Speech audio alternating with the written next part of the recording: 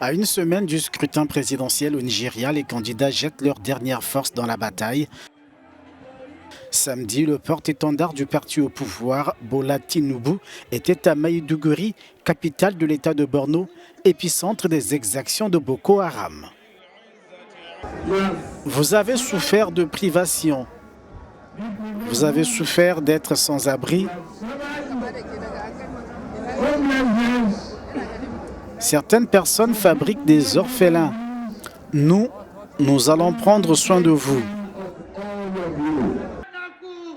Atiku Abubakar, de son côté, était à Yola. C'est à bord d'un bus impérial que le candidat du Parti démocratique des peuples a fait son entrée sur la place Mahmoud Ribadou, dans la capitale de l'état d'Adamawa. L'ex-vice-président nigérian est candidat pour la 6e fois à la magistrature suprême de son pays. Atiku est prêt, il a de l'expérience. Il a fréquenté la Sorok pendant 8 ans. Nous pensons que lorsqu'il y retournera le 29 mai, il ne fera que lancer le bal. Il est bien préparé et les habitants de l'Adamawa sont toujours prêts à faire en sorte que leur propre fils, notre propre fils, sorte vainqueur. Autre rassemblement électoral, celui de Peter Obi, 61 ans. Le plus jeune des candidats a rencontré ses partisans à Abuja, la capitale fédérale. Entre chants, danse et vuvuzela.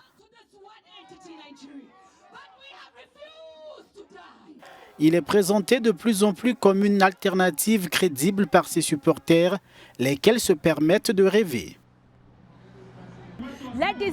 Que ce jour soit marqué par tous les Nigérians, qu'aujourd'hui le peuple du Nigeria a parlé et fort dans toute la fédération et nous disons que nous reprenons notre pays en main. Le pouvoir appartient au peuple et le peuple a parlé.